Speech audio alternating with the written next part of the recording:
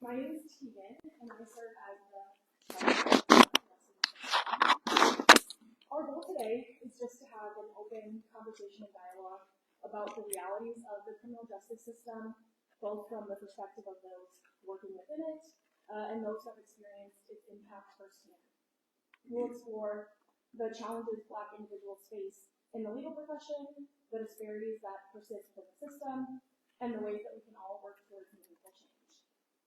Throughout this discussion, we'll cover topics like racial disparities in the justice system, the importance of representation, overcoming obstacles, and how both Black and non-Black future legal professionals can work towards a more just system. After our discussion, we'll open the floor for audience questions, so please feel free to engage with our panelists, and while they're answering the beginning questions, think of some good questions for them.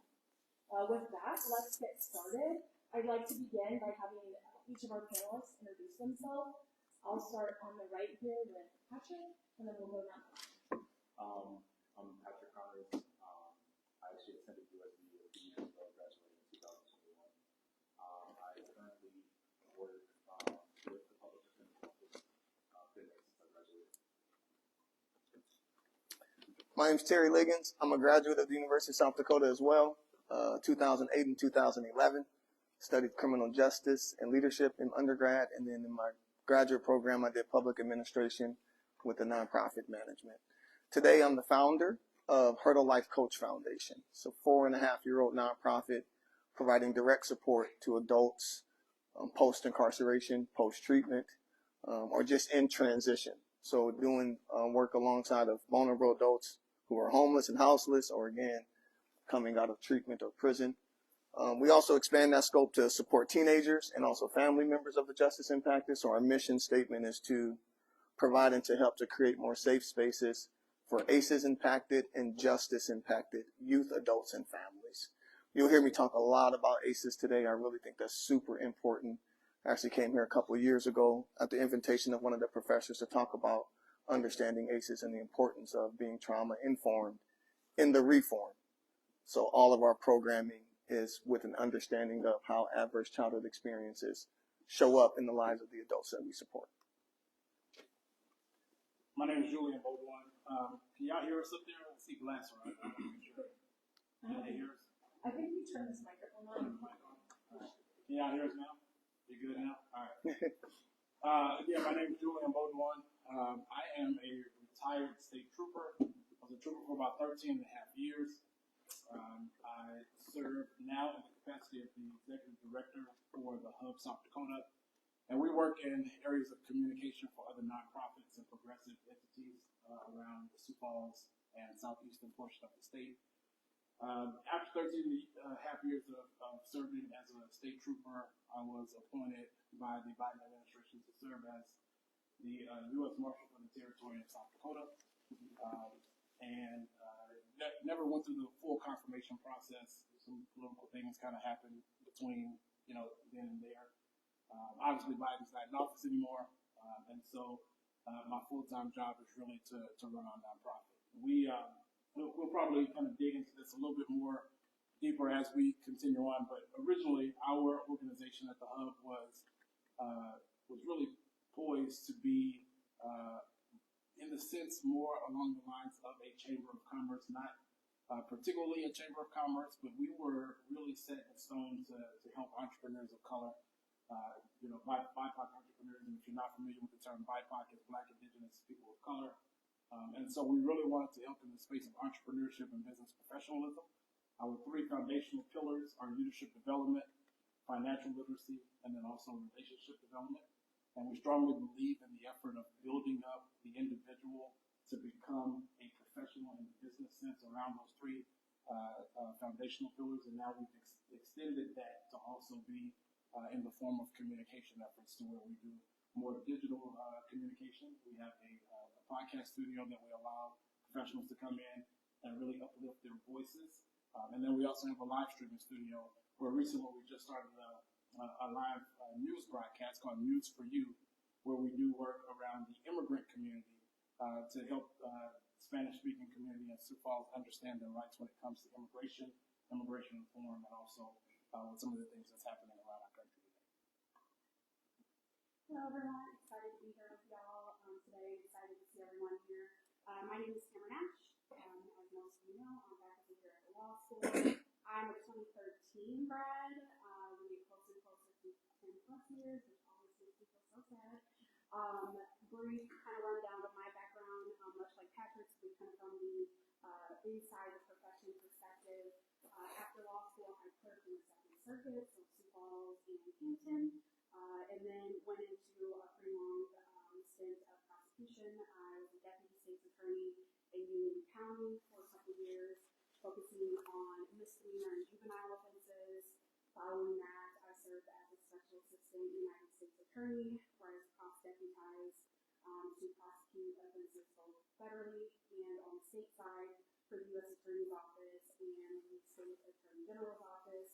My practice was pretty exclusively federal narcotics and firearm offenses. I worked in that capacity for about 6 years and then transitioned here to the law school. Wonderful. Well, thank you all for introducing yourselves. The next question I'd like to ask is, what motivated you to pursue your current role and your work in the criminal justice system overall? And I'll start again with you, Patrick. So I grew up in Chicago, and I got firsthand, was able to see like how the criminal justice system worked there, specifically in the Black communities. And one thing that motivated me was in Chicago, the system is kind of set up to allow some people to go months or even up to a year without being in front of a judge. So it's kind of like they just sit in jail, just rotting, waiting for their time to sit in front of the judge. And a lot of it had to do with their representation, just pushing it out, kicking it out, looking at the individuals as another file.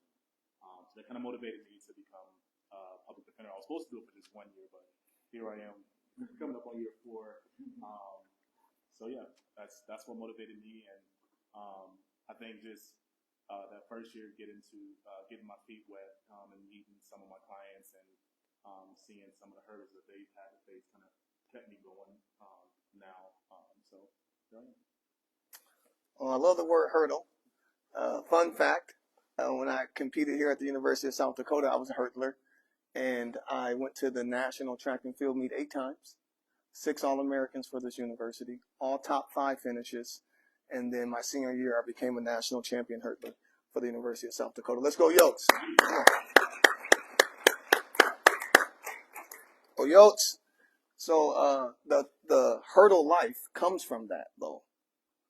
The name of my nonprofit organization, Hurdle Life. The core company belief is that just like on the track, the obstacles and barriers in life are also meant to be hurdled. When I was in college here, I was a first-generation college student, and I used to tell myself that mantra often, that hurdle life, Terry, hurdle life, because I was encountering so many new experiences, being a minority in this school, being a first-generation college student back in 2003. And so when I decided to study criminal justice, I did it, and even my public administration degree, and even now my nonprofit organization, it was always to pay it forward. And the reason I chose criminal justice is because of my own involvement in the justice system as a youth. In Omaha, Nebraska, being raised in that single-parent home where my father left our family when I was 4. So when I turned 12 and you start coming of age, people join gangs for protection and belonging. They don't join gangs to destroy their community. But gangs have cultures, gangs have norms, and there's ways that you earn your reputation and things of that sort. And eventually, we even know this, joining a gang, it's going to end in 2 places, a graveyard or a state yard, prison or death. There's really, very rarely do you see people make it out of the gang without encountering either early premature death or some type of involvement with the justice system. So as a teenager, I was put on diversion, I was put into detention, and I was put on probation. Without a father in my life, the justice system became where I learned boundaries. It's where I met firm guidance, because my mother would just work 2 jobs, very nurturing, very graceful, very accepting, full of joy, all the things that I count as strengths today.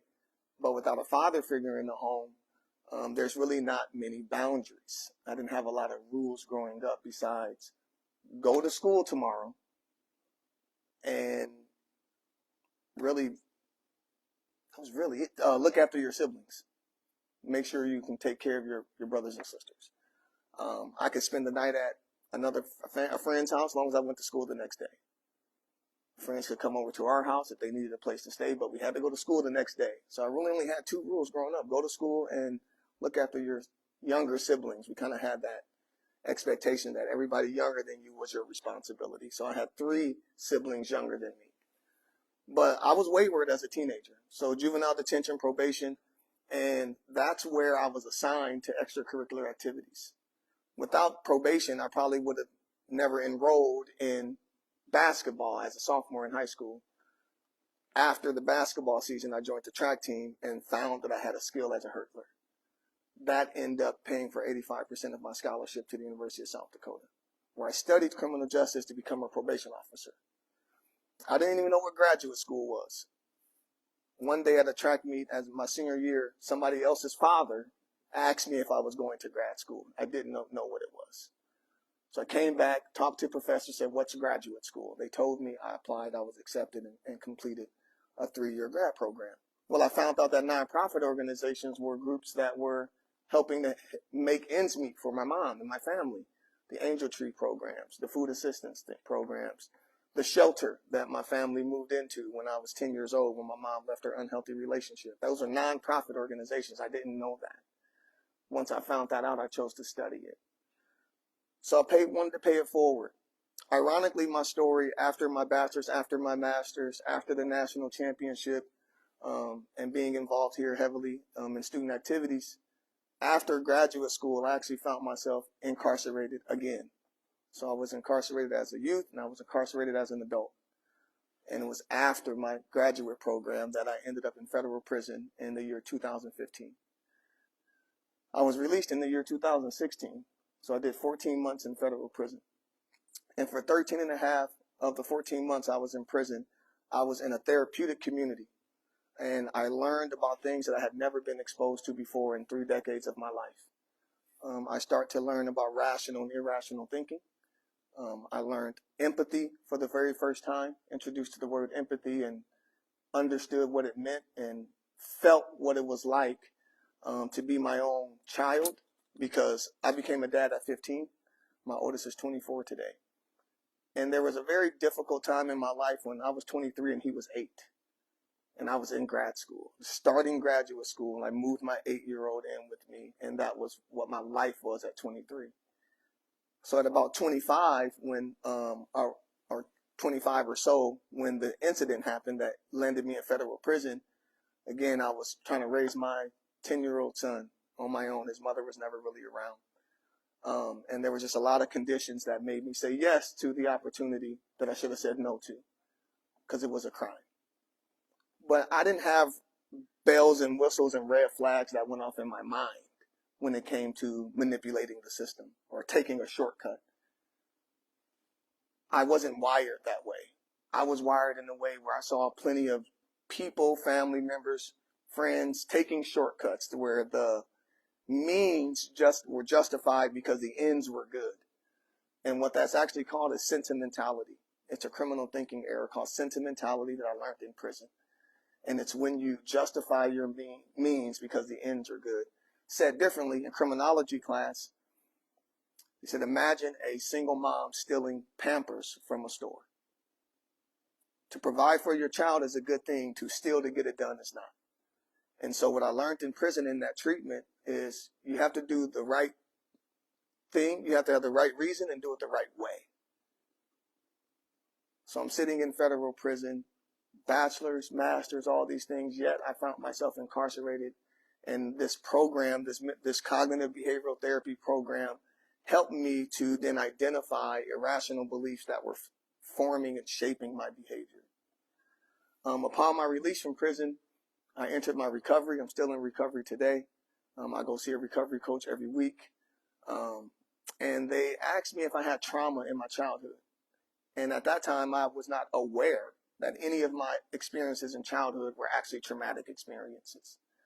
So it was very shortly after that I was introduced to ACEs, which stands for Adverse Childhood Experiences. I was able to apply for a fellowship to become an ACEs and Resilience trainer for the state of South Dakota. I've been doing that now since 2018, so about 6 years. I'm a master trainer actually for the content now. But what happened for me was I realized this when I was in prison. I had a lot of ways that I could already relate to people. Growing up in a single parent home, being athletically gifted, intellectually sharp, all these different ways. But I never really had a incarceration experience. My brother went to prison 3 times.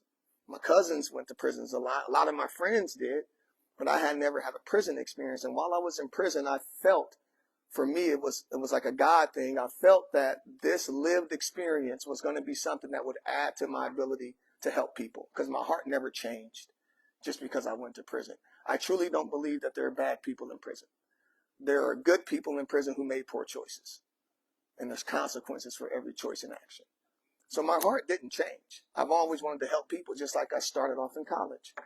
So after about 3 years of reentry work, I like to tell people, you know, I got out of prison with a bachelor's and a master's and 2 felonies. Which one do you think had a greater impact on my employability?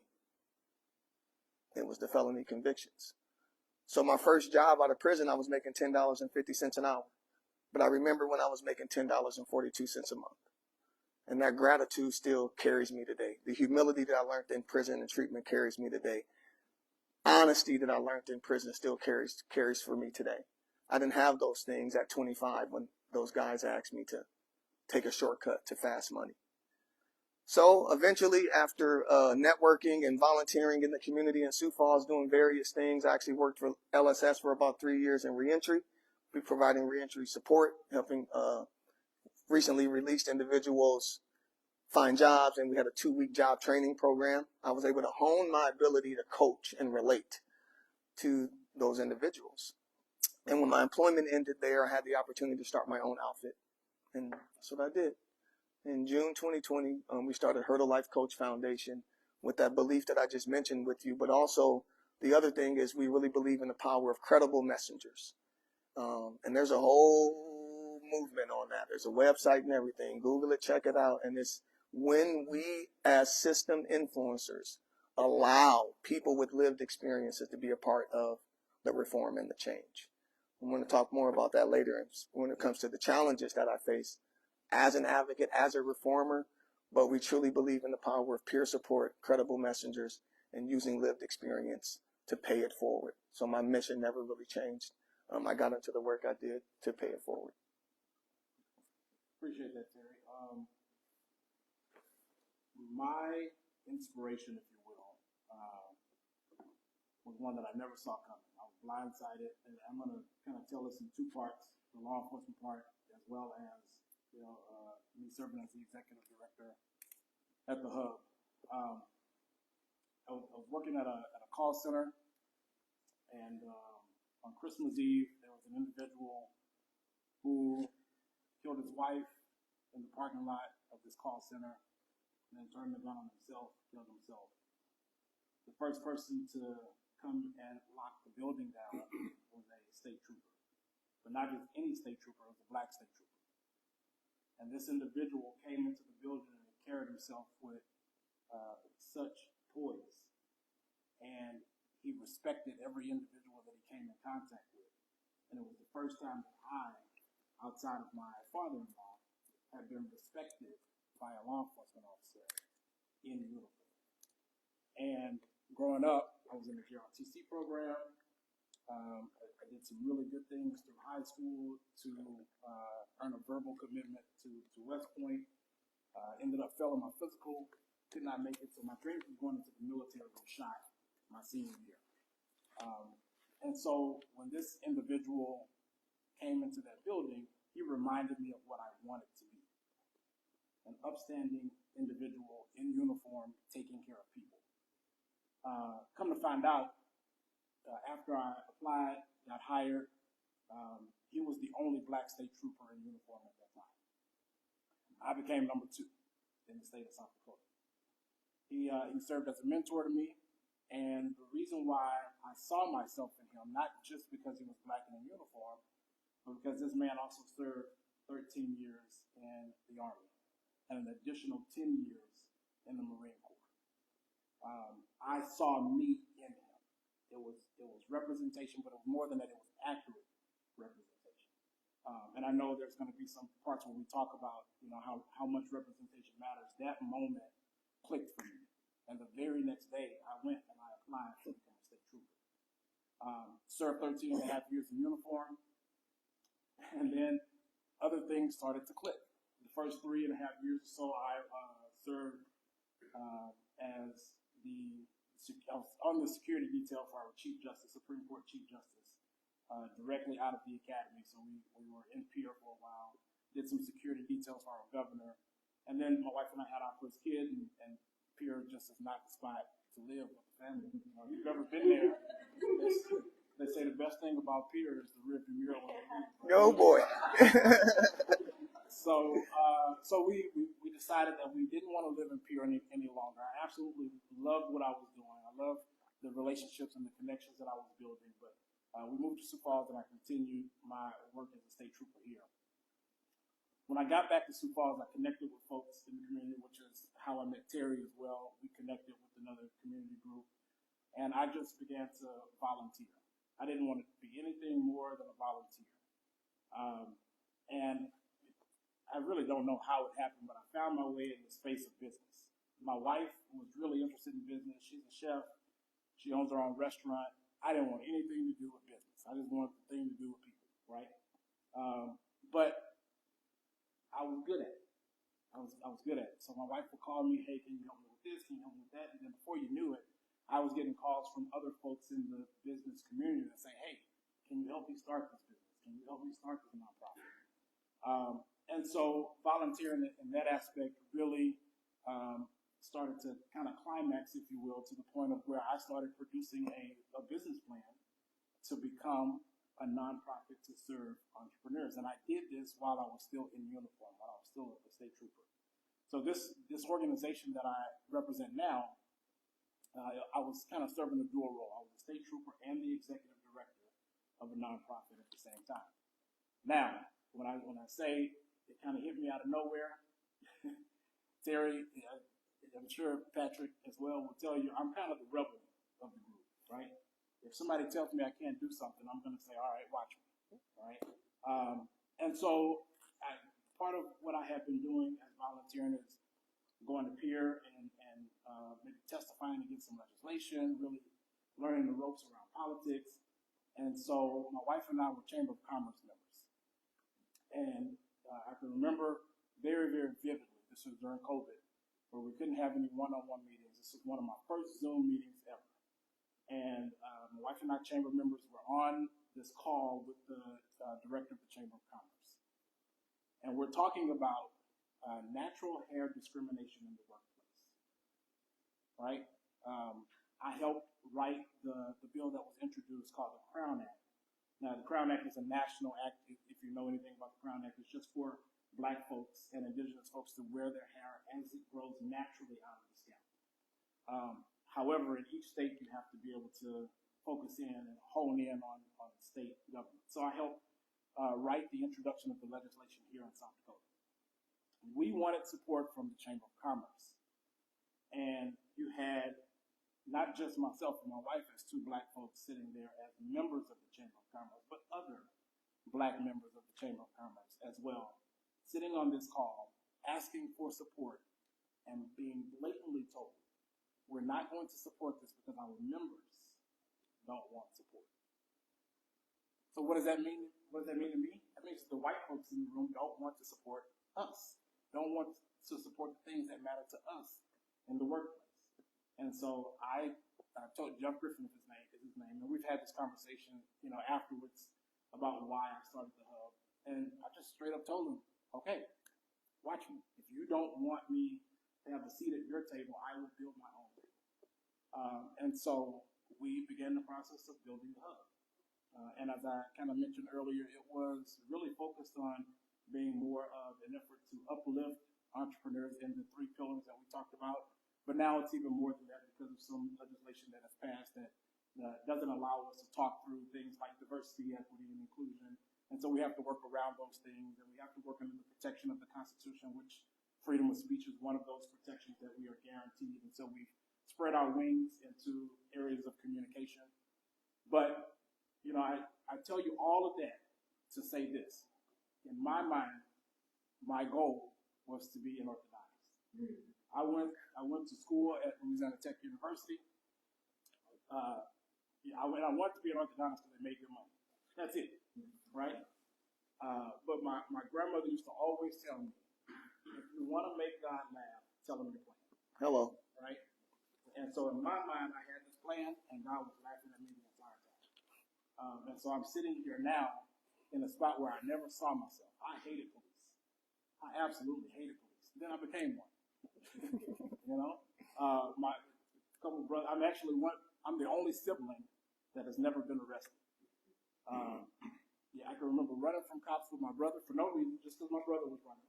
You know, he ran, I took off. All the reason we need. And that's the only reason I did it, for sure. And so again, like my interest was not there. And then as I continued to work, and I continued to, as Terry said, my heart never changed. I always had a heart for people. I still have a heart for people. The work that I was doing began to get noticed. And so then you have, you know, the President of the United States. My name is going across the desk of the President of the United States to say, I want this individual to serve as the Territory Director for U.S. Marshals in the state of South Dakota. Never saw myself there.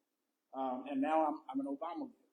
And so that's an Obama Foundation program that serves 6 different countries, where 100 individuals out of 6 countries are selected to be a presidential leader.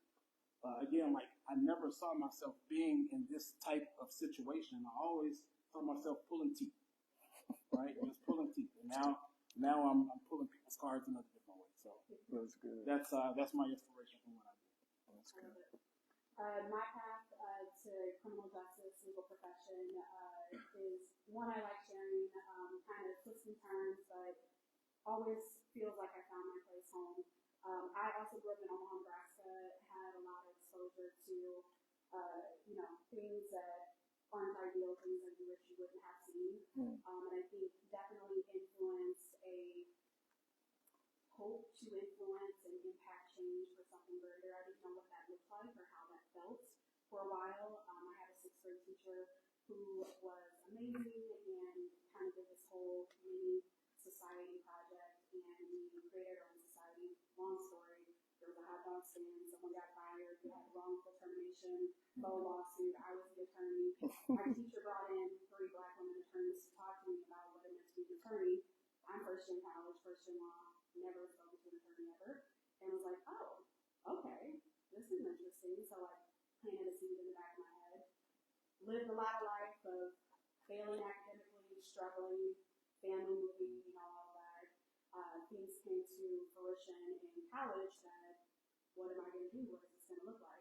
Thinking back to that 6th grade experience, thinking back on, you know, one of my strongest influences of life was my grandmother, which was, you know, the strong woman, service-oriented from Mississippi, and always kind of enriched in me this commitment to service, commitment to making change, big or small, however you can, to contribute to something, be a part of something bigger. And it all kind of came full circle. I should apply to law school. How's everything else at? So that's kind of what got me there. I didn't know what law school after law school would look like. I externed with the U.S. Attorney's Office after 2L year. I was like, that's where change happens in the prosecutor's office. So that kind of set that into motion for me. I have tried to stay pretty tethered to public service throughout my career, and have that commitment. It's been an interesting ride, as you can imagine. For many years, I was the only Black woman attorney in the state. That is now, thankfully, fortunately, not the data point that we have. But it's been interesting. I pivoted away from prosecution, frankly, because it was so much to hold that position as singular, as only, and on top of that, the stress and the burden, rightfully so, of the heaviness of the job, the great responsibility that you have. but thought, you know, maybe change can happen a little bit faster if you come to the law school and look at things from a foundational level. So that's kind of my journey to criminal justice and kind of a little bit of why I picked it away. I know some of you touched on this, but what are some of the biggest challenges you encountered within the criminal justice system, either personally or in your professional experience? And again, So I think I'll start with personal first. Being one of the only black male attorneys here in South Dakota, I believe I was the only black male attorney in Sioux Falls when I began working out there. People aren't used to seeing black attorneys. Going into a courtroom, being mistaken as a client or someone there that's committed a crime, being mistaken by judges, the clerks, and some other attorneys are just having that second, that what is it called? I'm trying to say, like that second look, like, oh, you're an attorney. Mm-hmm. You know what I mean? Things like that. I mean, it's not. I'm gonna say I never let it disrupt me. You know what I mean? I looked at it like, well, here I am. You know what I mean? I'm gonna do my job regardless. But as time went on, obviously I made myself known. That doesn't happen anymore, so I don't face too many personal hurdles. I think when it comes to the hurdles now, it's more of my clients. Obviously, being in the public defender's office, you're working with a lot of transient people, and a lot of people that are not very fortunate financially. And a lot of those people are people of the minority groups, whether it be black, native, Mexican. So a lot of the time, the hurdles is when you got your client sitting next to you. You're a black attorney, you have a minority client. You're doing what's called the voir dire process, where you're trying to weave out the jurors. You have to ask tough questions. You know what I mean? And try to weave out those individuals that might have implicit biases and things like that. And I think right now I would say that's probably the most important hurdle that I deal with on a regular basis when I do go to trial. But what I do is, like, you just have to ask those questions. You can't be afraid to ask the tough questions, because at the end of the day, that question that was not asked, you may have left someone on the jury, and that person could be very influential with the other 11, 12 individuals sitting in that deliberation room with them. So I would say that's one of the hurdles. I think another one, and I'm going to say this is more of a personal opinion, and maybe others have some agreements in this, is being in South Dakota, a lot of the time you have state attorneys that may not have lived similar lives as those that my clients live or that I live. You know what I mean? So a lot of the times people kind of take their privileges and place them on others. And I think advocating for your clients and getting to know your clients, and when you're dealing with state attorneys that are in those positions, I think that's a little bothersome to me, because they can't relate. I guess the idea of what I say is, most people are one decision away from being homeless. You know what I mean? And a lot of the time, state attorneys don't understand that. So that to me is a hurdle I deal with on a regular basis when it comes to negotiating and things like that for my clients. So. Thank you for that. Thinking of like challenges, I'm going to deliver this with 2 layers. One just is going to be coming from having lived experience with the justice system, being formerly incarcerated, having a record. The other is my race. I was actually just talking to my friends on the way down here, and like, first and foremost, I feel like my biggest barrier is the criminal record, being formerly incarcerated. There's such a stigma that comes along with that. You know, there's probably somebody in this room who didn't agree with my statement that there are no bad people in prison. I don't think there's bad people in prison. There's good people in prison who make poor choices. And from what I've learned about human behavior. And I bet if we polled the room on this one, everyone would agree. We know that hurt people hurt people. So when someone ends up all the way in prison because they've hurt someone, they violated the crime the law, and they deserve to be there. In any of my work, all the work that I'm doing, I'm never excusing accountability. I'll listen and let a person release the complaints and the issues, and there's plenty of them. The prison conditions in many of the prisons, if not all of the prisons, are horrible, and they could be better. And there's examples where they are better. Law enforcement, judicial experiences. There's room for improvement in every aspect of the justice system, and I let the people we support express those things. But it does not excuse the fact that you broke a law, there's a consequence, and you going to prison was the accountability of that.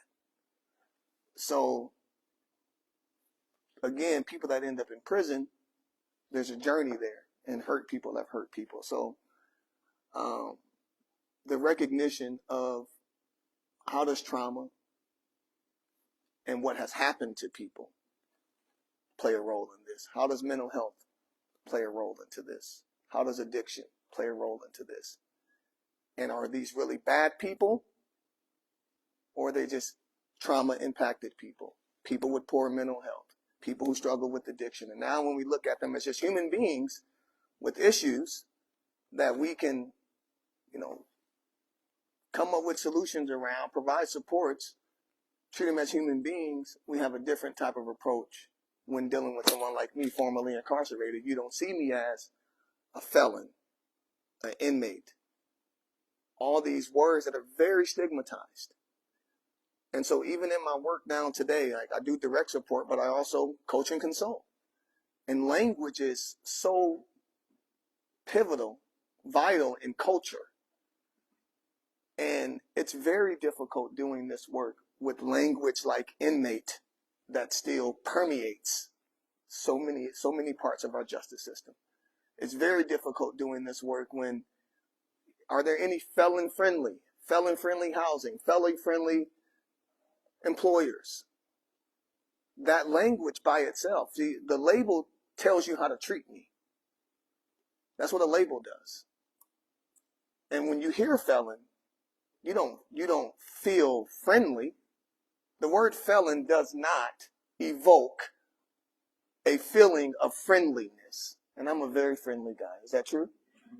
Huh? So far? Sometimes. We all have our days. Labels tell us how to treat people. So there's such a work for all of us to do as system influencers and challenge, controlling our own language, choosing language that is at least neutral, if not affirmational. But inmate, felon, those are stigmatizing and they're not helpful. So when I got out of prison, with my heart, my huge heart for community, my education, all of that, that's not what society saw. And so one of the biggest hurdles for me, and I still encounter this today, is earning back the trust that is lost from being incarcerated, from going to prison or going to jail. I really wish and believe and hope that we can get to the place as a society where certainly we can relate to making poor choices. I don't think if I polled the room again and I was like, did anybody in here got a record of making the right decision every single time, for your entire life? Or could you raise your hand and say, I've made mistakes? Right? Everybody's hands would raise and say they've made mistakes. So we're all human in that way. And if we could encounter our formerly incarcerated with that type of humanity to just say, you know what, you made a mistake. What did you learn from that? At my company, we believe that life is not wins and losses, that life is wins and lessons. That's what I want to hear from the people I'm working with. That's what I'm coaching them to talk with the people about, to be able to speak forward. What is the lesson you learned from the mistake you made? And if we can have society and employers and others who meet the formerly incarcerated who are in that mindset with more acceptance, more inclusion, and more opportunity, we would see more credible messengers down the road paying it forward. But instead, we get a bunch of rejection, a bunch of reservation. You know, having a criminal record is almost having like being a modern day leopard, where it's like, you go over there. It's us and them. And that's very difficult. 9 years later, post release, I'm still earning back trust from people and places that I've lost it, and rightfully so. Right? That's not a complaint. It's just a reality. It's very difficult earning back trust after you've been incarcerated.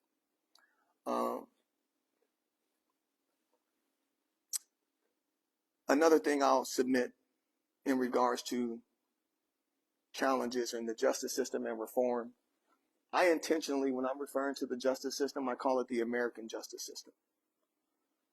Because there's forms of justice administration outside of America that looks different than ours, where you can have a person who is incarcerated for a term, but they're able to still maintain and develop their life skills.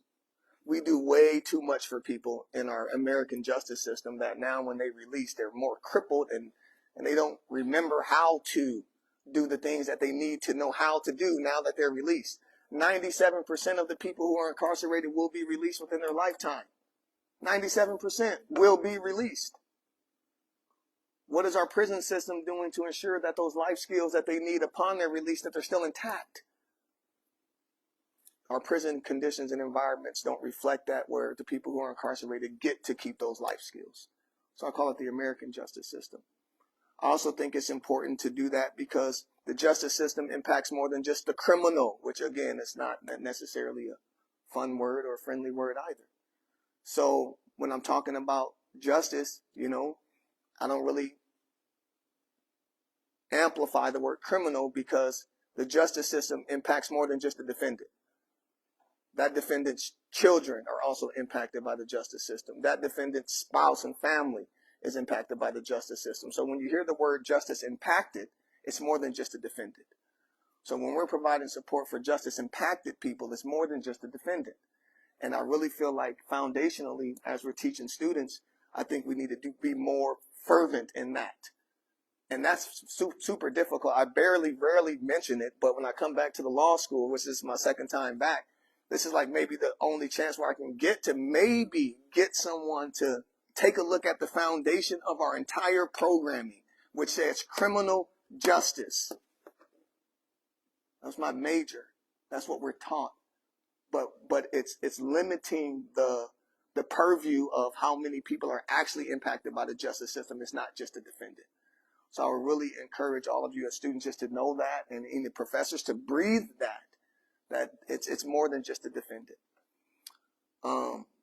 Outside of that, the challenge of having criminal history and wanting to make a positive difference in your community, but not having trust to do so because of stigmatizing language and other things. Being black, now on top of it. And the reason that is challenging is because this country did a really good job of feeding this itself with propaganda. Back in the day, they were putting out these narratives and that movie, Birth of a Nation. And the whole narrative is just the black man is something you should fear, something you should run from, a threat to your family, a threat to your community. And this country believed that. And they did a lot of things that really reflected that belief. And the impact of that propaganda still exists today in a lot of prejudice that we've encountered as black people.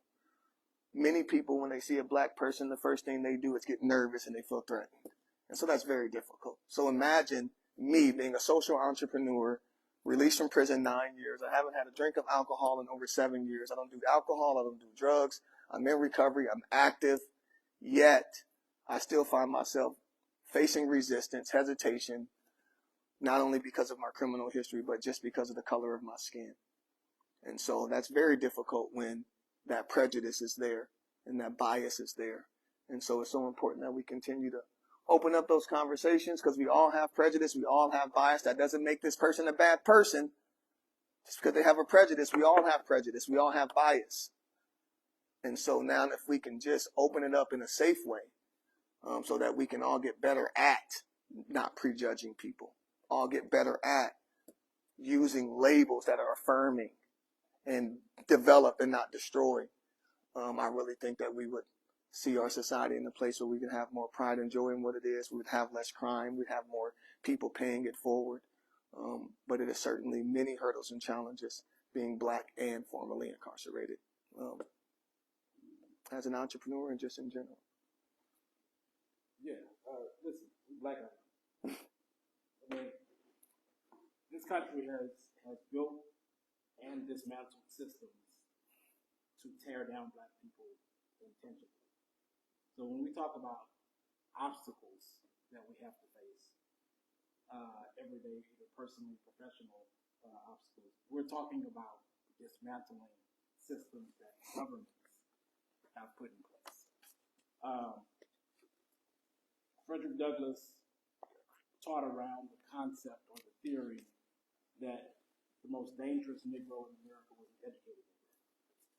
Carter G. Woodson took it a step forward when he taught to say the most dangerous Negro in America is not an educated Negro, it's the Negro that applies his or her education.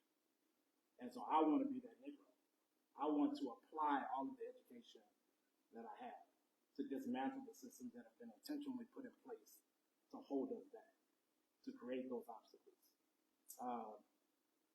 One of the things that I kind of thought about as Terry was talking was the way systems have been built up by using propaganda.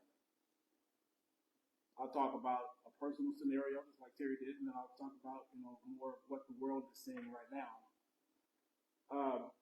Personally, when I was selected or became the nominee for U.S. Marshal, Christy, and I could talk about her, and I will talk about her because I'm no longer an employee of the state of South Dakota. Thank you. But Christy Nome was running for governor at the time. Now, prior to her second term running for governor, there's an incident that happened. Of course, I'm sure all of you remember George Floyd was murdered. The largest protest in the state was about 13,000 people that gathered in Sioux Falls. I was one of the organizers of that march. As a matter of fact, I didn't just help organize the march. I opened the march and I led the march. I opened it with a speech in front of that crowd, and I did so not knowing what was to come from those who wore the uniform with me. I received death threats, not from community members, but from spouses of other troopers. When I needed backup, other troopers did not come.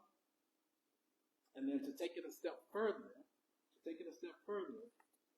when Christy Nome ran for governor the second time, and this is the personal obstacles that I have to face, it's kind of personal and professional, but obstacles that I had to face in my journey to where I am now, Christy Nome put my face as the face of Black Lives Matter on a campaign flyer and sent that out to more than 25,000 residents in the state. Now, what does that look like when you're the only Black man in the uniform? And so when I go and I have the conversation with whoever my superior is, then I'm told, you put the target on your own back. And so as I told you guys before, I'm the rebel, right? I'm the rebel. You tell me something like that, then I promise you I'm going to come back and I'll take this thing over, right? So my purpose, my goal is to ensure that I'm not necessarily taking it over and I'm dismantling systems, but I'm dismantling mindsets that create the systems so that we don't have this issue any longer. Because I promise you the next Black person that puts on that uniform is going to have to face the same thing until we correct the wrongs that have been put in place.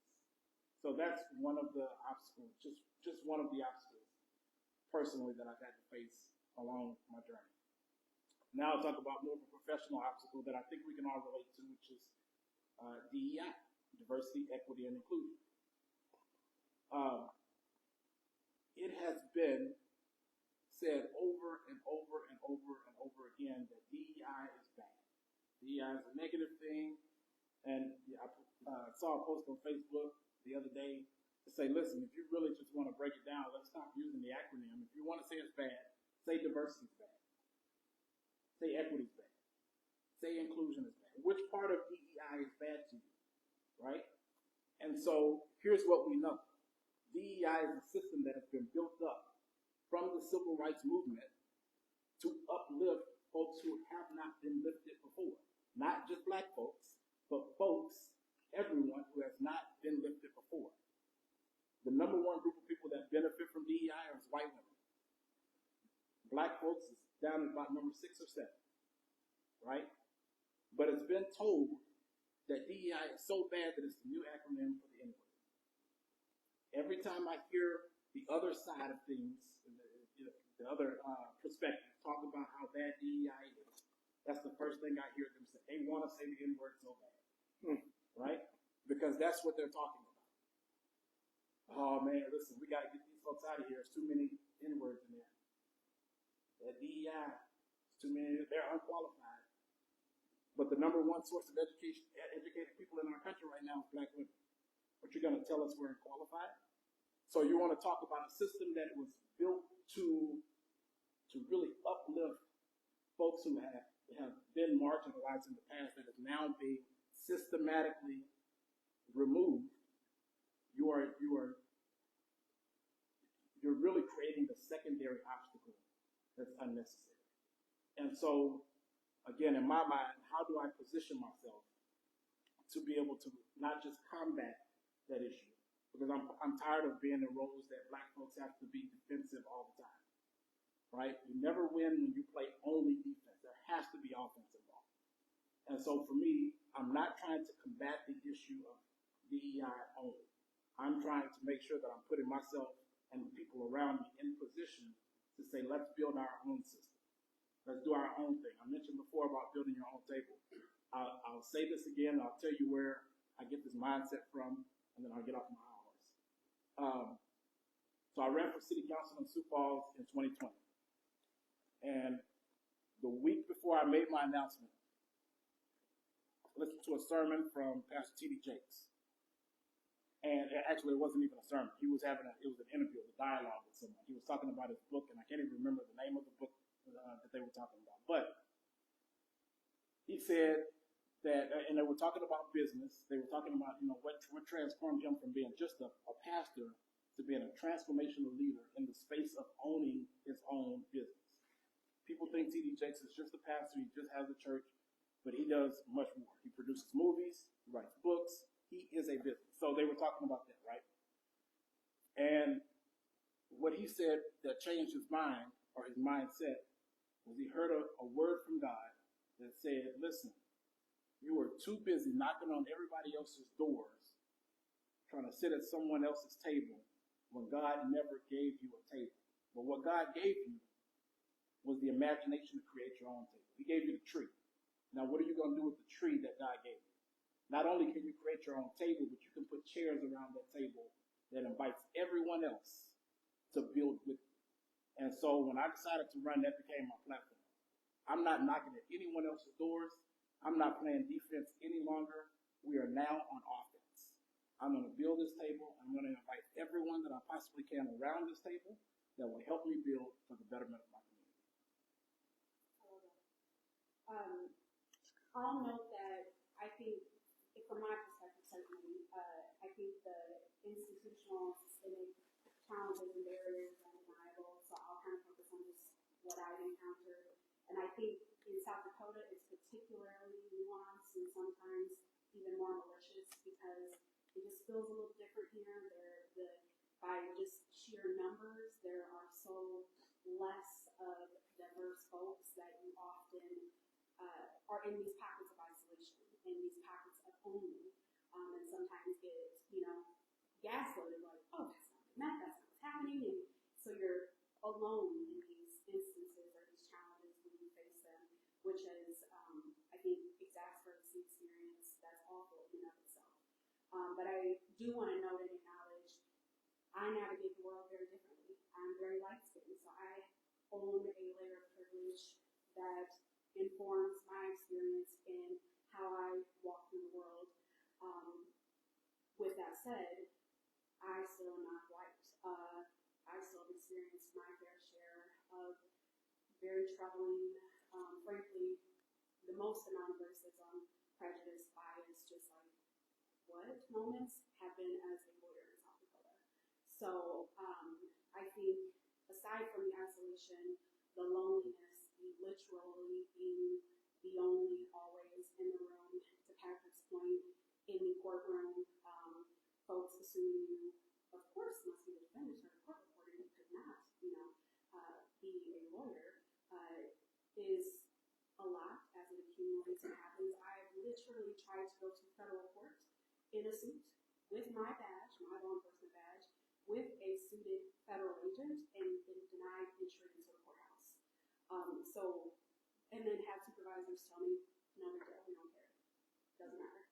So instances like that, and attorneys saying blatantly racist things to me, law enforcement using the N-word to me, like over and over and over in your career. So you're navigating that by balancing what do I address, what don't I, how do I navigate this, what battle do I fight, what battle do I not fight, you get labeled as a disruptor, or, to your point, being a target, and you're balancing all of that with professional liability and your professional goals and professional success. And as a new lawyer, that's a lot to balance and to pick what battles you fight and what you don't. And there's no one else to confer or consult with. When, at that time, there are no other attorneys, black attorneys in the state.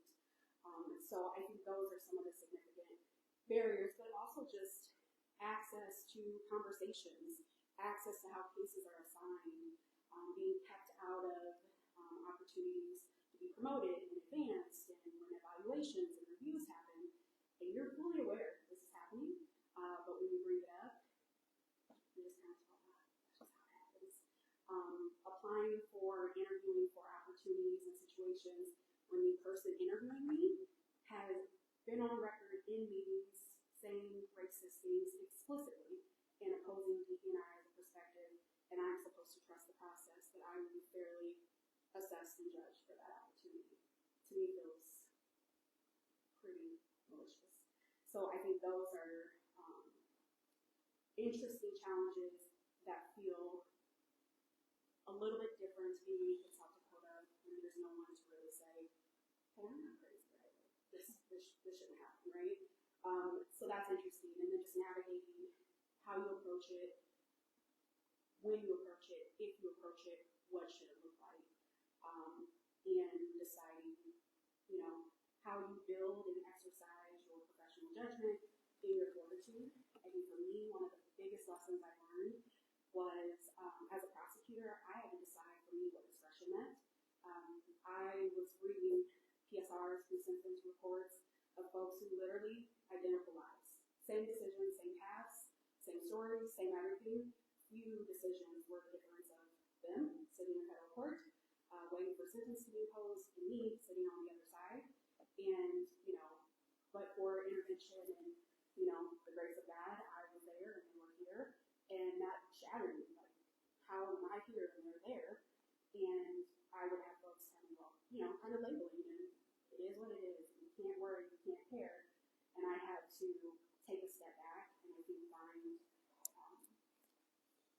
be tethered in humanity and empathy, and realize what was important to me about that job, and realize that my compass of how I pursue discretion and pursue justice very well may look very different from everyone else, and being okay with that.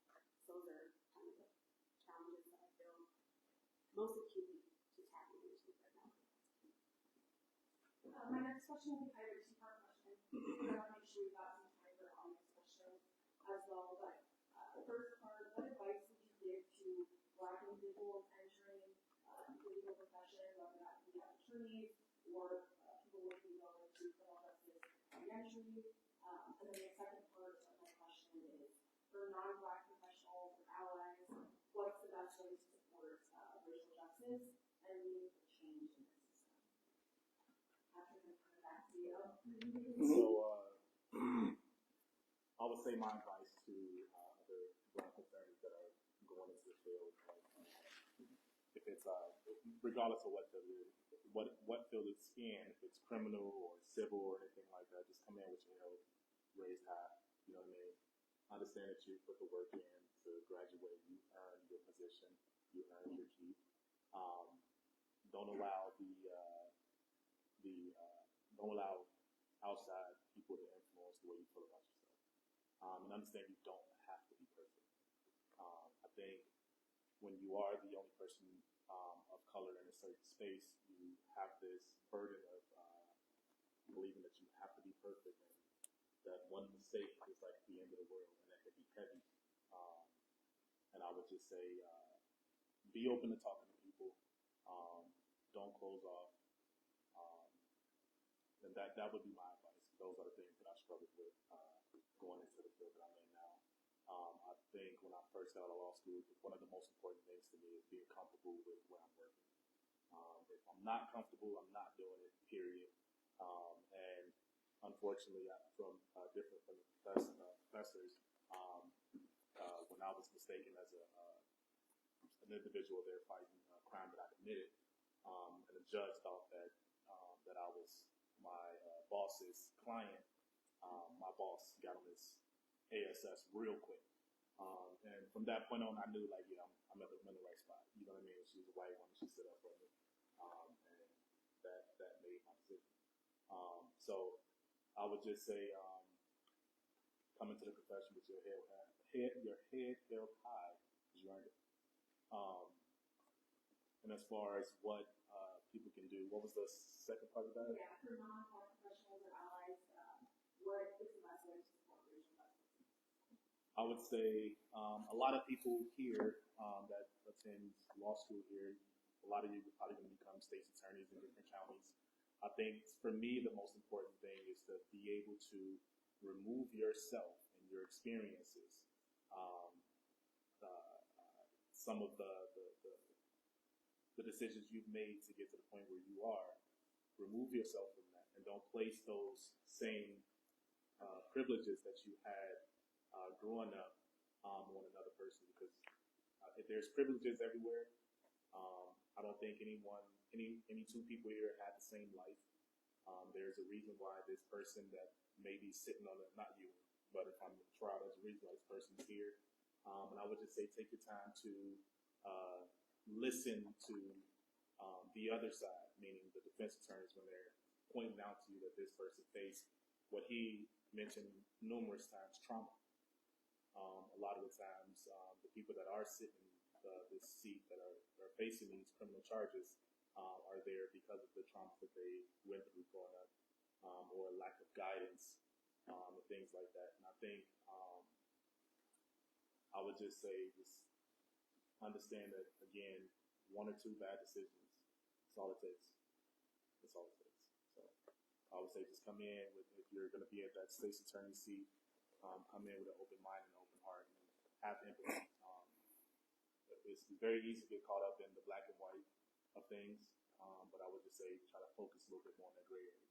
And that gray area is why is this person sick in the first place? My advice in that area, I think, comes primarily through just being a human being. Human beings being human. I think no matter your race, color, creed, gender, I think you have to really prioritize your self-care and understand what that is and how do you go about that for yourself. Life is stressful, no matter the job. Responsibilities layer up. We become parents. When we get married, we start businesses, and stress is a real thing. Really, as it pertains to even trauma, that's really a conversation about stress and stress management. And so I just think the most important thing to do, regardless, is how do you manage your stress, and what are the ways that you regulate, ground, find harmony, balance, peace.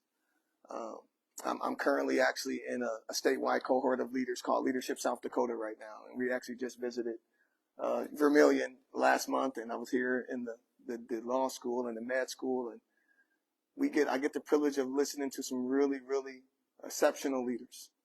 And I believe it was actually the med school dean who challenged us to move away from kind of work-life balance and to try to find work-life harmony and move into how are you harmonizing the stress of your work and then the reality of your life after work. Another thing that I would deeply encourage is something called a third space. That's a workplace culture principle that just says, where do you go outside of work and outside of home that you also belong to? And that you're able to find community at, and you're able to not be wear those hats that you wear at home, wear the hats that you wear at work, and you're able to just your bowling league or your church or whatever the coffee house, whatever it might be, get a third space. Get involved in your community in that way. That's not at work and not at home. So for me, that's big, and that's for all people. That's just for human beings being human. At the same time, you know, being a person of color, you do encounter the prejudice and the other challenges. And I think what's really important in that space, and I'm so thankful for my friendship with Julian here over the last 9 years, that has really been a blessing to me. You know, I have a phenomenal life coach who I've had for about 9 years too, but he looks nothing like me. He does not share my lived experiences with some of the things that I experienced in Omaha. I'll credit him for the rest of his life and for the rest of my life for some amazing things that he has helped me learn in my reentry. The importance of consistency, practicing courtesy at all times. My sobriety, he helped me out with my sobriety a lot. Honesty, integrity, all these old school classical principles that still pay dividends today. But there's a place that my friend and mentor Jack, whom I love, could never relate. And having a Julian in my life, when I feel gaslit based on my race, when I feel rejected, because I have a bachelor's and a master's, I have the merit. Help me understand why this door is not opening. Why am I not invited into this place? Why am I not contributing in some of these areas where I know I can add value? And education isn't it. Effective communication is not it. As I'm contemplating, well, what is it? There's this thing that comes back that still continues to be a barrier that someone like Jack could never relate to, but my brother Julian can. And so there's a principle called friendtorship. Typically in mentorship, you have like a 20-year age gap and you're able to borrow from a lot of that experience. Friendtorship is someone probably more closely in your age that can still, you can lend and loan shared lived experiences and be a mentor to one another as friends. And so in Julian and I's life as friendtors to one another, there's areas where he is very deep. Part of that has been even coming into my sense of, you know, willingness to embrace my culture as a black man, to talk about the challenges of being a black man, to be proud and unashamed of being a black man and owning up to the challenges of what it is to be black. Because it was more comfortable just talking about leadership, communication, or my Christian faith. But what about you as a black man, Terry? And Julian has been in my ear for years for that, and I've grown so much because of it. And so I just think, as it pertains to race, or whatever might be unique to you, you have to find a peer in that space, someone who can actually relate to that thing. So I would just really encourage mentorship, but also friendtorship in places where that shared lived experience is.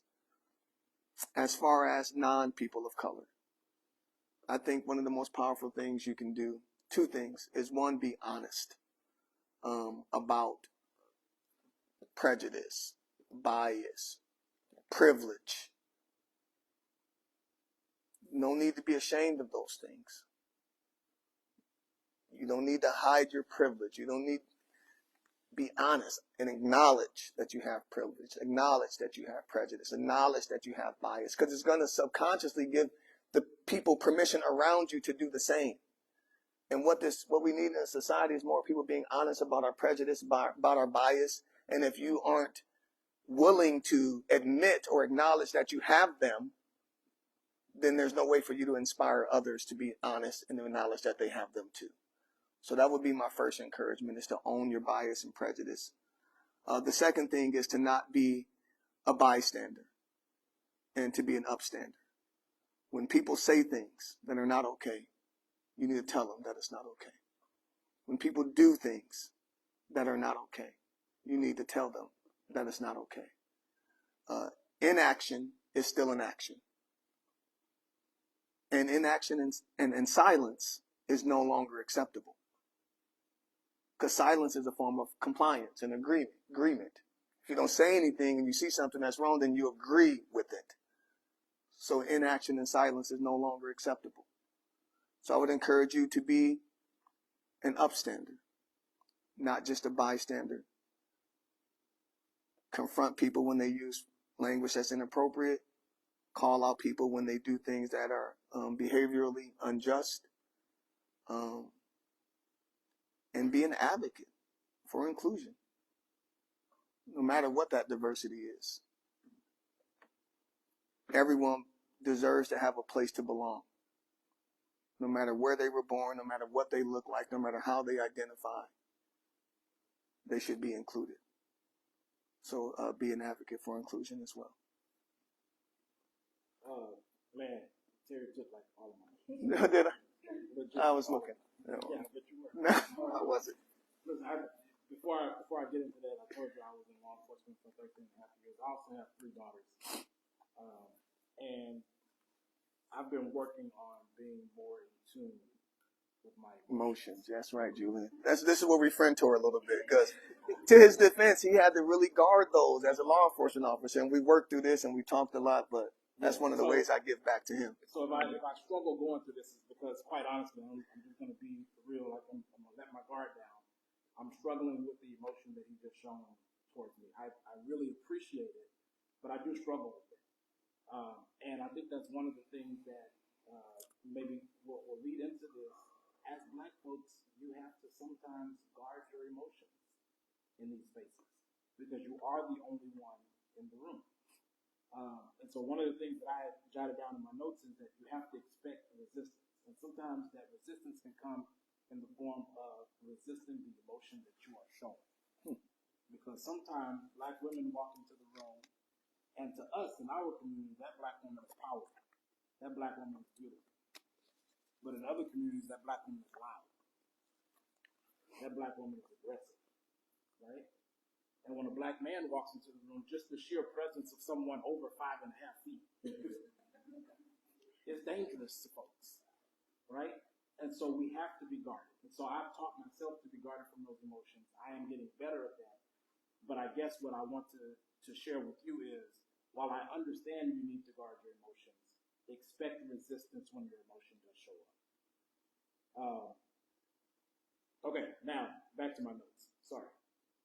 So for the Black folks who are going into this career, you know, Terry mentioned it about mentorship. What I wrote down was seek mentorship, particularly from judges, from attorneys, not necessarily in the state, but seek mentorship across the country. If it's one thing that I can say I wish I had early on in my law enforcement career, was a mentor from someone who looked like me and also went through the same things that I did. Now, I talked about the individual that inspired me to go into law enforcement, but one thing that individual did not do was utilize his voice, right? Things were happening to him. He never shared those things. Things were happening to folks around him. He never stood up for folks when those things were happening. And so we had different mentalities, if you will. And so while he served as a mentor to some capacity, I wish I had a mentor that was more in line with what I was, my line of thinking, if you will. So that would be the first thing that I would encourage you to do, is just seek mentorship that's more in line with what you think and more in line with your values. And then you use your voice for sure. Advocate for the justice that you want to see in the workplace. You have to. Silence is compliance. You heard that from Terry. And so we can't afford to be silent, just like anyone else can't afford to be silent. Your voice is your most valuable tool. It's your strongest tool, and it's the most important tool in the workplace. You have to be able to utilize it. Do it with tact, so you don't get fired out there. But utilize it. And then for those who are non-melanated,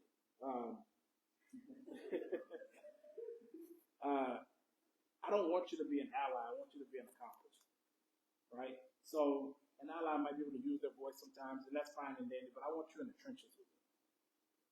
If we were in the civil rights era and we were walking across the Edmund Pettus Bridge, I want you right next to me, getting the water hose, getting the dogs. I want you there, right? Utilizing your voice is just one aspect of helping communities that have been underserved and underappreciated for so long, but being an accomplice is much different.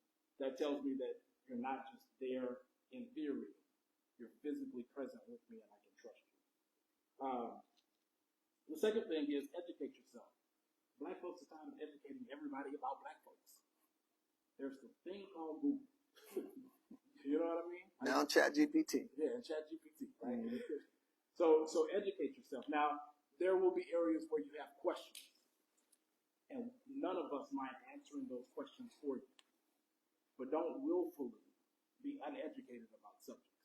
Try your best to go in and intentionally educate yourself about these areas. And then the last thing I have is you have to make a commitment to equity in your field. And so what that means, Terry kind of touched on it a little bit, but it's pushing for diversity. It's pushing for your workplace to be more inclusive. It's pushing for it to look different, feel different, be different. And you have to be able to utilize your privilege. Let me change that word, not utilize. You have to be able to leverage your privilege in order for others to be able to be successful as well. I love all of those. I would say, speaking to Black students specifically, one, similar to kind of Patrick's point, one, just being authentic, being true to yourself in all ways and all forms. It's hard, it's scary, it's a lot, but I think it's a slippery slope to step away from yourself and step away from your why. Why do you come to law school? Why do you want to contribute to the profession? Why do you want to contribute to the community? And after, so many compromises, you quickly are untethered to that why. So I would just encourage you to be rooted into that why, and that roots in your power and change that you'll make to the profession. I frequently try to remind myself and remind others that simply existing in any space you occupy as an only or as a first or a limited few is power in and of itself. That moves the needle in South Dakota. That creates a legacy. I can't tell you how many lonely, dark nights studying in these halls at 11 o'clock I'd walk and see the very, very few Black alumni that were on the walls. And just their picture on the walls. It's like, I can do this too. I can graduate too. So just, hold true to just being in the space you occupy, wherever that is power and creates a legacy. And I totally agree with the unlikely allies and mentors. Some of the people that have pushed me the hardest and quite frankly changed the trajectory of my life and my career have been old white men who you would never have thought you could rely on, but who were like team camera all the way, and I love it and I'm here for it. Yep. So don't discount the unlikely allies and unlikely mentors. And then I want to share a quote that I love, and I think this is something that helps inform when to fight, how to fight, and what that looks like. It matters of style, swim with the current. It matters of principle, stand like a rock. And I frequently repeat that to myself, when to be flexible, when to be firm, and know that frequently you're going to have to make those decisions of when you stand up, how you stand up, what it looks like, what it feels like, and know when you compromise, what we compromise on, and what you don't, which our line is. I echo the sentiment of education 100%. And also just listen to people of color, to Black people, when they tell you their lived experience, when they tell you what they have actually gone through in life. Validate that. Know that you may not be able to resonate, to relate, but that it happened, and that it is the truth, and your best to amplify their voice. And I think one thing that we often lose sight of the power of is speaking people's name when they're not in the room. When someone is talking about a promotion, a case assignment, as you progress in your career, you know, new job openings, judicial positions, etc., mention how great Bob is. Bob works hard. Bob's delivered on the committee in the state bar. Bob's done this. Bob's done that. Judy's done this. And that gives credibility from, you know, you're extending your credibility to that person, your social capital, but also you're amplifying that person as well. So remember, you know, to do that. And I think lastly, I think we all have to just be courageous and step up. We signed up to be change makers as legal professionals, to stand in the gap, to make a difference, to advocate, to be the voice, to make a difference. And we should step into our power, step into that call, and be allies, accomplices with folks from marginalized groups, but also be empowered to speak up for and advocate for ourselves. So lean into that and know that's what we signed up for. It's a responsibility, but it's also an honor. Thank you. I wanted to kind of open it up to audience questions if there are any. I have a question for Mr. Connors. What's up? So, what drove you to stay more than 1 year as a prosecutor? And why did you stay in South Dakota knowing you might face more professional difficulty? So I'm not a prosecutor though. Oh, I'm a defense attorney. oh, excuse me. I wish I was a prosecutor though. I should have became a prosecutor. No, but so initially, like I said, I was supposed to do 1 year, but then the benefits were crazy. So to get all like just all that student loans, you know what I mean, take all that out is the reason why I stayed. That's probably the biggest reason why I stayed. The reason why I stayed here in South Dakota is obviously he gets the honor of working in my office. I work with a lot of cool people, man. Not only that, South Dakota, I don't know if it's any other county, but Minnehaha probably is probably the highest paid public defenders in the nation. So that's another thing. I was making significantly more than the people I graduated with right out of the gate. So that was another incentive. Not only that, I have 3 boys that are pretty established in Sioux Falls. So yeah, that's another reason. Otherwise, yes, I'd have been out. yeah, I'd have been gone, man. But yeah.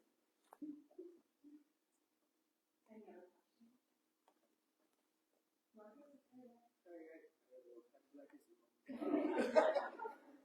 How did you, for each of you or whoever would like to answer, you know, a lot of the words of being first, the only, like the minority or whatever. How did you battle the exhaustion of being the first or the only or the limited in the spaces that you all are in? And like, where did you find peace of like not doing enough or I need to do more or like, where did you find your balance and your peace if you have found that? Or how do you, what's the first step? Can you give a brother some advice or something? So I can tell you, I've struggled like mightily. I've never in my life thought twice that I was depressed. I've never been a sad person, but I remember one day, it was probably a little after my first year, I was driving home and I don't remember how I got from point A to point B. I just remember being sad, you know what I mean? And I reached out to my brother-in-law, who was an attorney as well, but he's in Chicago. I was talking to him, and I realized that I was trying to be perfect. You know what I mean? Because I didn't want to be, well, if I mess up, now I mess it up for any black person that comes behind me. You know what I mean? And that was like truly it was me that put myself in that space. You know what I mean? Being the only one. And talking to him and like getting the affirmation and the friendship or the mentorship allowed me to realize like, yeah, dude, you're human. You know what I mean? You're gonna make mistakes. You know what I mean? Sending an email with a typo is not the end of the world. You know what I mean? And just kind of embracing me being human And yeah, and it allowed me to step back and actually be proud to be the only, you know what I'm saying, black person in that space. And obviously, I want more. You know what I mean? I get excited when I see a black individual with a suit because my first thought is, oh, there's another attorney. But yeah, it's just kind of embracing the challenge. You know what I mean? Embracing that you're the only person. As she said, I believe she said something about its power in that. You know what I mean? And embracing that and realizing that, yeah, I did this, and kind of goes along with being the other. And I would just add that, great question. Good to see you, Marcus. Happy Black History Month, for sure. I really appreciate the challenge of talking about how do you get to peace and joy.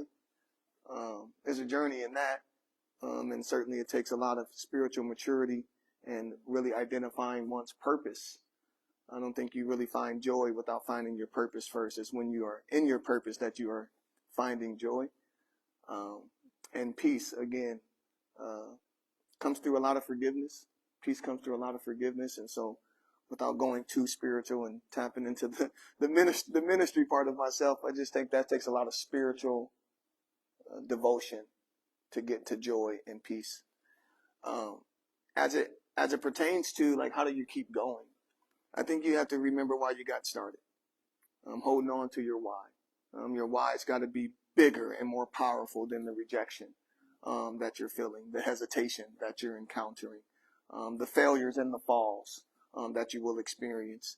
And those are going to happen. They're actually unavoidable. You will fail. You will fall. You will be rejected. There will be reservation from people to partner with you right away. But your why has to be bigger than that. And you have to remember what your why is. For me, becoming a dad at 15 years old, I had this kind of epiphany moment where I was thinking about my father when I was told I was going to be a father. And I had all these other emotions that came up in my body that were, disappointment, anger, frustration, sadness from all that abandonment. And I knew that my son would be able to do the same thing for me, that he would have the opportunity to think of me, because I'm his dad, and I just wanted him to have a different spiritual and emotional experience than what I had. And at that time, I just decided that, you know what? Well, first thing I'm going to do is I'm going to make sure I finish high school. And I didn't even know I was going to college after high school. It was like a month and a half before college even started that I even got offered my scholarship to USD. And serendipitously, ironically, I was actually on someone else's recruiting trip when I got recruited for the University of South Dakota. So that family, the Hills, allowed me to come with them to Vermilion while CJ was being recruited from the same high school. And Coach Gottslavin was like, who did you bring with you? And I was like, my name's Terry. I'm also on the track team at Benson High. And he asked me what I did. I said I hurdled. He asked me my time. I told him. His eyes got really big and essentially offered me a scholarship because of some other things that didn't work out with the other hurdler he had recruited. I would go on to become a national champion for the university, and I even have been inducted into our Hall of Fame. Our 2006 track team was inducted into our Hall of Fame recently. And so, for me, God works in mysterious ways. But I say all that, again, to kind of get back to the why. I always knew I had my son, and now I'm a father of 3. I have a 20-year-old son turning 21 next week. I have an 11-year-old daughter. And when I decided that I wanted to be a finisher, that's just what it was all about. So I stumbled into college, and I just said, I want to finish college. Didn't know what I was going to study. I just want to finish. Didn't know where grad school was. I just want to finish. And I wanted to finish because I didn't want my son to be a quitter. I didn't want to embody anything that would inspire people to quit. And so I became a finisher. The things I start, I finish. And I've been able to, for the last 20 years since coming here in Vermilion, start and finish a lot of different things. People will tell me, Terry, you're a high achiever, or you're over accomplished and everything. And I really don't embody those things. I just know I'm a finisher is what happened. When I start things, I finish them. And so, having a why that's bigger than all that rejection. I'll just add this one more thing, which is for me personally, the last thing I ever wanted to be or inspire was people quitting. The other thing that is now parallels that motivation for me is being disingenuous. And so I just want to put that out there. Just kind of the life coach in me is like, be a finisher and be genuine and be authentic. Those are the two things that I don't want to say despise, but I'm not interested in embodying the quitter or anyone that's disingenuous. So, man, I don't know if I'm the right person to ask this. I am thinking. I had a lot of time to think, and I still don't know how to answer it. But here's what I'm gonna say: I'm addicted to the work, and I was trying to think about the full context of the conversation that was had, but I'll tell you what I remember.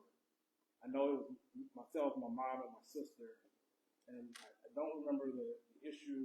So I'm the youngest out of all the kids, and my brother right before me passed away, and then there's my sister. So she's old enough to be my mother, but she's not, and sometimes she thinks she is. Right? And so I have to remind her very often that we're siblings. And she was talking about an issue, and she was to her defense, she was talking to someone else, not me. And I just butted in and tried to give my opinion. And again, I don't remember what it was, but I do remember one statement that I made to her, and I always say this to her, is that you've never met a challenge you haven't overcome. And she got mad.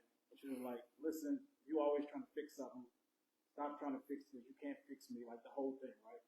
And then my mom made the statement that I didn't understand then, but I understand it now. She said, you know he likes puzzles. And I remember being a young kid, being addicted to solving puzzles. It used to be like these 3D puzzles that my dad would bring once a month, because I would spend all my time either playing basketball or building these 3D puzzles.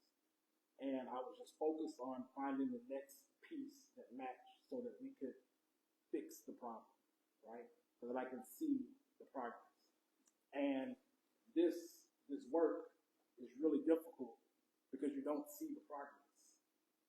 And so for me, in my mind, I just relate that to say I'm addicted to it because I'm working to see the progress.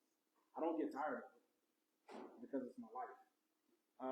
I don't struggle with it outside of the fact that sometimes it is overwhelming to be denied over and over and over and over again. But that's also the part that keeps me moving, keeps the wheels turning. That's the part that motivates me. And so I can't say that I get tired of it, you know. But I can honestly tell you that I'm addicted to it, and I wouldn't change it for the world. I appreciate that perspective of optimism. I think I should challenge myself to see it from that lens, because I find that South Dakota, unfortunately, where we are in 2025, frankly, is we're still in first and onlys. You know, in my class, I was the only Black woman, to my knowledge, in all the prosecutorial roles I've held. I was the first to hold them for an 8-9 year span, the only Black prosecutor in the state. Thank the Lord, there's another Black prosecutor right now. We have Patrick in the PDO's office. South Dakota Young Lawyer Section, the first president of color, period, let alone the first Black president.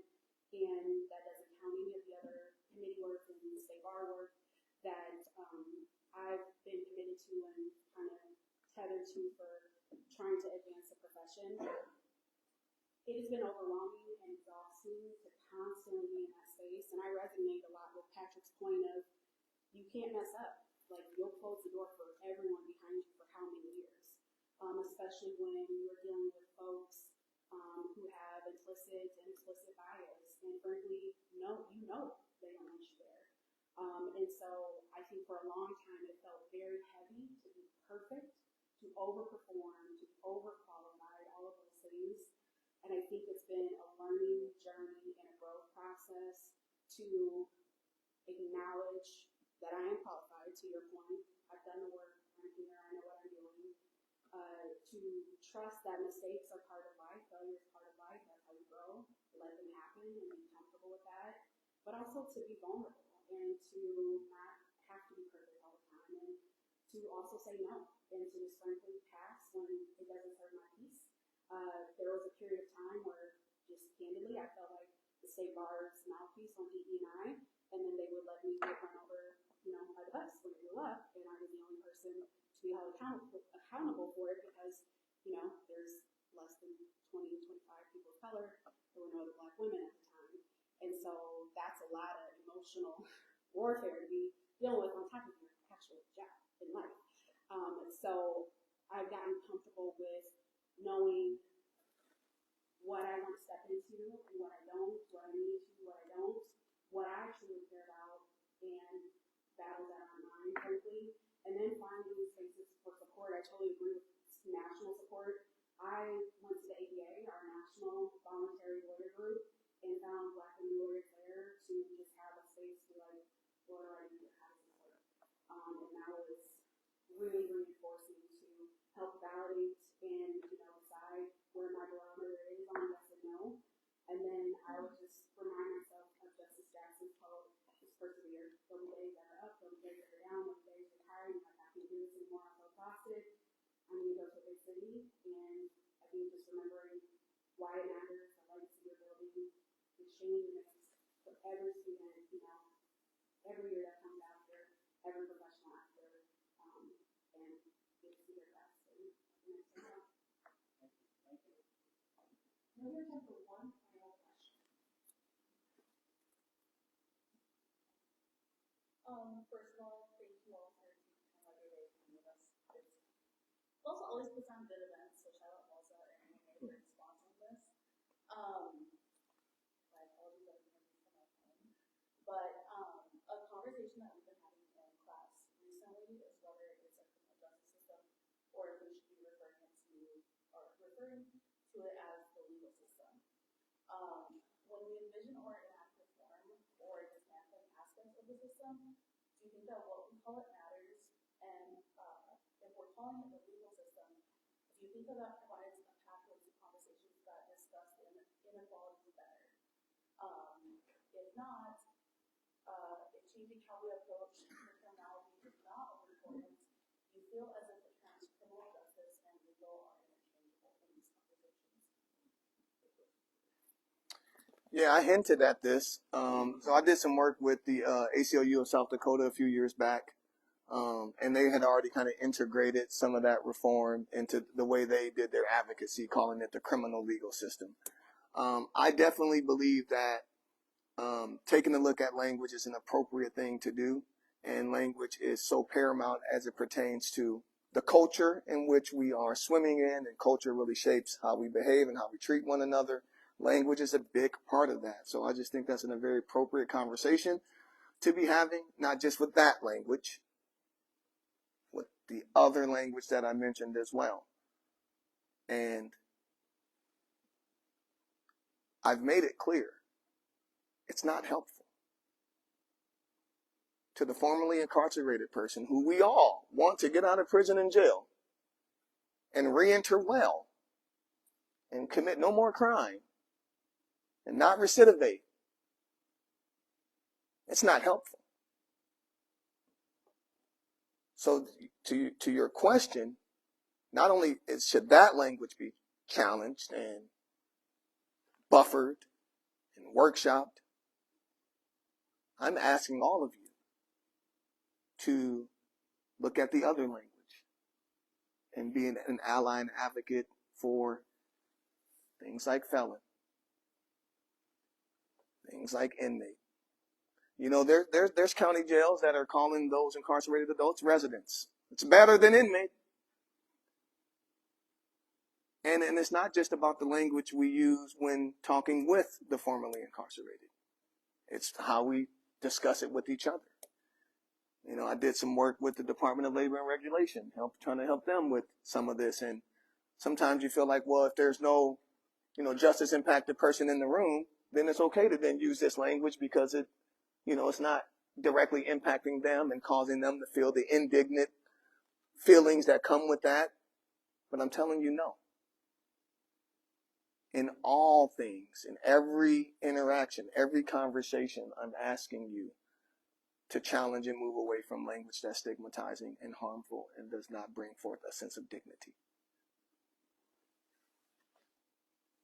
As it pertains to justice versus legal, personally, I don't get as fired up or positional about whether it's the criminal justice system or the criminal legal system.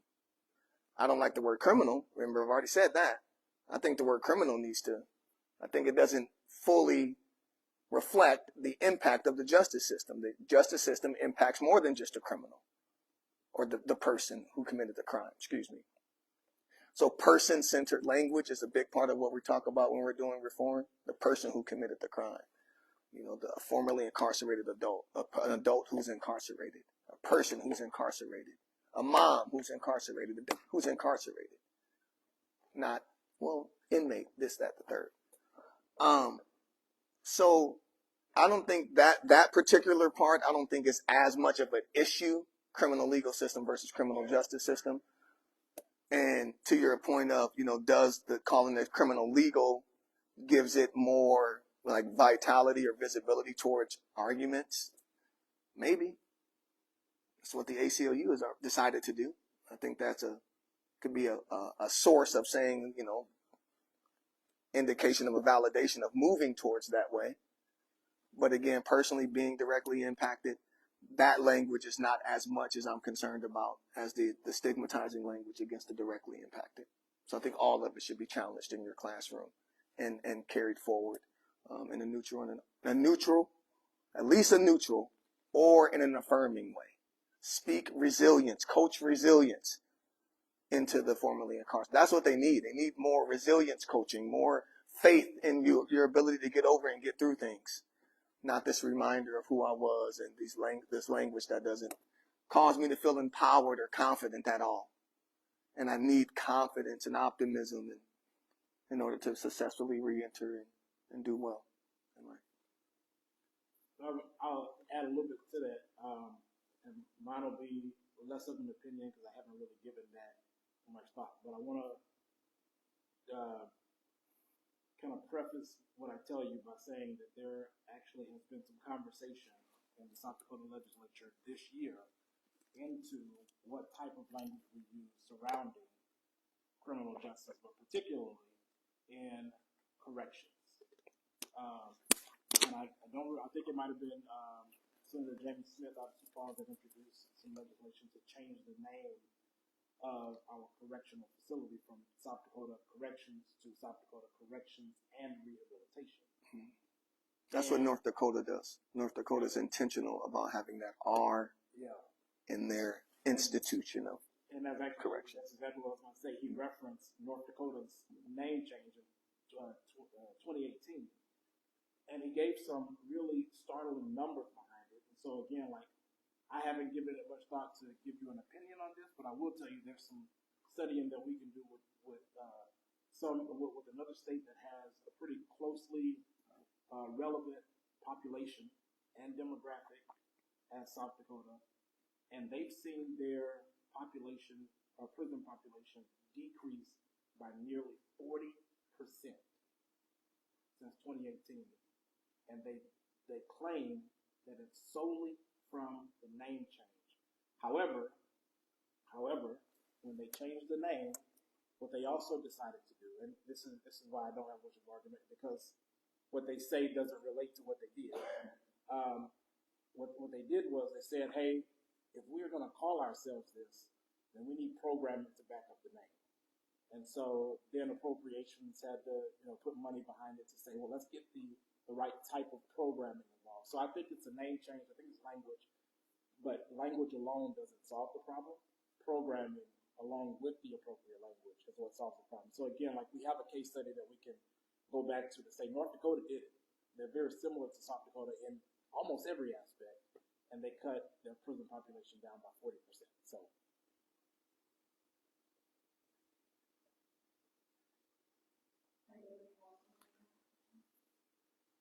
No, I think we kind of hit it on here. So a question that was referenced earlier. As she was talking, I was thinking, and then I came up with something, and then I felt bad about it. I'm gonna say it anyway. Forgive me if I offend anybody in the room, but I probably won't. But trust black women, right? I have so many strong black women around me that anytime I have a problem, I probably could call my brother Terry. You know what I mean? I could call my friends, but I call a black woman first. Mostly my wife. But I call my mom, I call my sister, I call my aunts, right? Because there's so much wisdom in what black women have provided over the years. That's why I trust first. And so when I am struggling, when I am going through something, I call black women. Now, the reason why I say I felt bad about this is because a lot of those women, if not all of those women in my life, have expressed that right now they're tired of being our saviors. And I get that to be true, but I still need to be saved. You know what I'm saying? Like, so it's like this double-edged sword. I want to protect black women, but I also know that it's necessary for me to rely on black women too, especially in those hard times. So I just wanted to add that to it. And I'll give all the panelists an opportunity for a brief closing remark, and then we do have some of the questions upstairs and transition up there if you want to But I'm sure you want to start with the closing remark. I just want to say thank you guys for coming. Back when I was here at law school, I was telling her we'd lucky to have 70 people in the audience. It's pretty cool to see more than 70 people, and I appreciate you guys for giving us your time to get here and stand and hearing us kind of spill on about the questions that were asked. And I would also say definitely keep doing whatever you guys are doing, whether it's law school or university. And the fact that you guys are here tells me that you guys are open to some of the things that's been suggested up here. So I appreciate you all. Yeah, I echo the sentiment of gratitude. I was talking to someone today in Sioux Falls about, I was giving some unsolicited advice.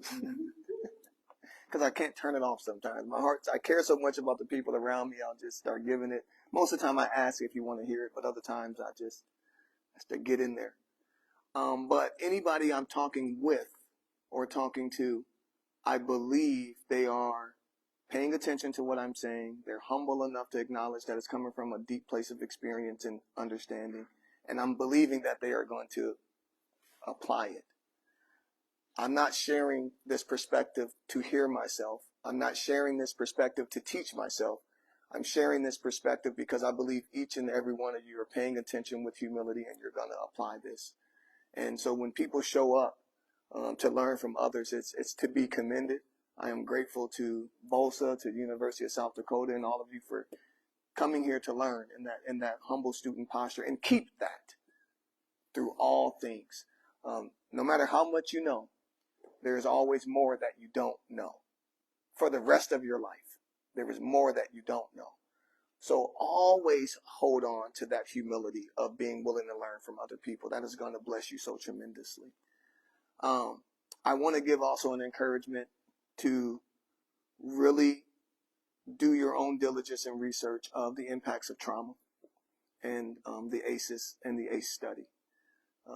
So it stands for Adverse Childhood Experiences. The research is out there. It was way back in the early 90s that it was conducted and concluded. And so this is when the fact that we're still introducing it to people,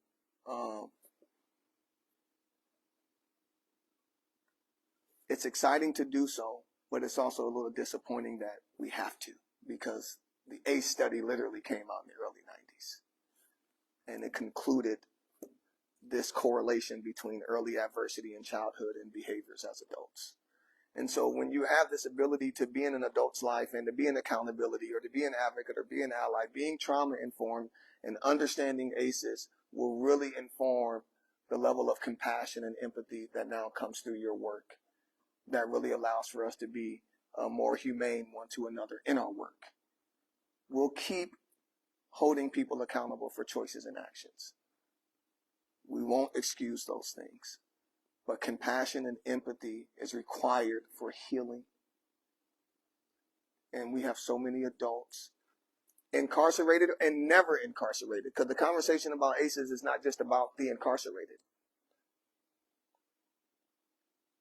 ACEs are very prevalent. The study shows all of that, and I have a tough time not diving into it. But please do your research on the ACE study, understanding ACEs and being trauma informed. And the final thing I will say is a quote that drives me in my advocacy, and it's from Dr. King. He says, "An injustice anywhere is a threat to justice everywhere." And so I just want to deeply encourage you again to not be a bystander, to upstand, to use your voice. Julian said it's your most powerful tool that we have. Use your voice, speak out, stand up, and don't just bystand. An injustice anywhere is a threat to justice everywhere. So, again, thank y'all for having us. I don't have much in closing other than I want to make sure we understand that in whatever capacity of law or whatever capacity of law you're in, whether it's law enforcement, judicial system, criminal justice, it doesn't matter. I think we all have the responsibility to hold up ethics within this profession. And so I would encourage you to make sure you understand that ethics sometimes coincide with values. And values for communities look different. And the only way you can understand someone else's perspective on their value is to be engaged with that community. And I used to tell troopers this all the time: you can't effectively police a community until you effectively understand the community. And I would say it's no different here. Use your expertise to get in the room, serve on boards of directors, but also go out and engage with the community outside of your legal parameters. Be part of the community. You're a human person. And I think that's really important to remember. Never forget who you are. Never forget your values, but also understand that your values differ from someone else's values at times, and it doesn't make them any less valuable. And that'll hold you really close to the community that you serve. I think that's all great advice, and I echo the sentiment of gratitude, especially to Keegan. Thank you for your hard work in putting this together. I know it's a lot on top of school. I'm just super grateful and appreciative to be here, especially with these three, for the work I've done in the community and who you are. I would say, one, just be rooted in your power, your knowledge, your skills. You have a unique tool that's unlocked that not everyone has to come to law school, to graduate, to go out as a community with that. Black people make up such a small fraction of the legal profession.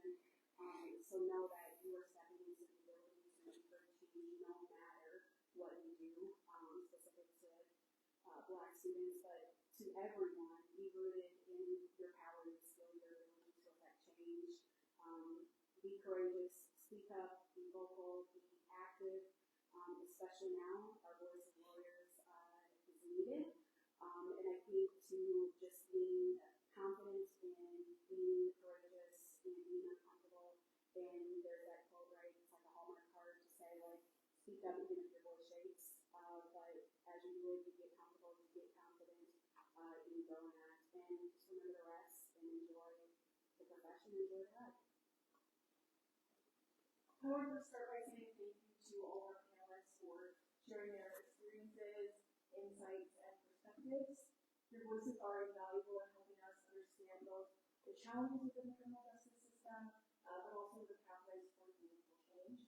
This conversation has highlighted the importance of advocacy, representation, and community support, whether that's inside the courtroom, in reentry work, or through policy reform. It's clear that each of us, regardless of our role, has a responsibility to work for a more just and equitable system. Thank you all for coming as well and for being part of this discussion.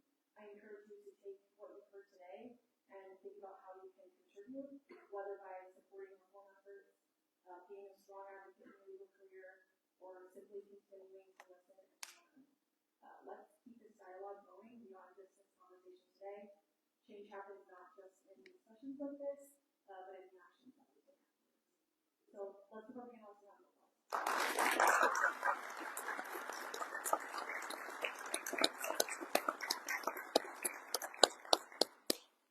Like I said, there's refreshments